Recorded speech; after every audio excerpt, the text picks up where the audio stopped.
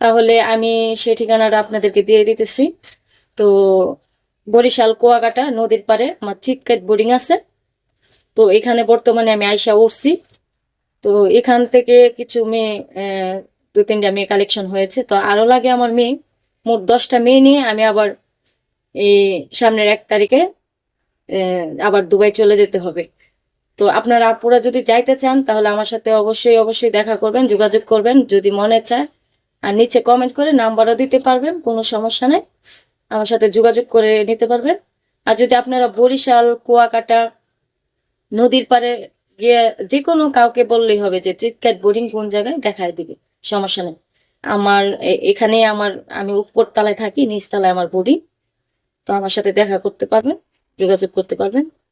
তো যারা যাবেন তারাই শুধু আসবেন, আর শুধু শুধু যারা যাবেন না তারা যোগাযোগ করে কোনো লাভ নেই।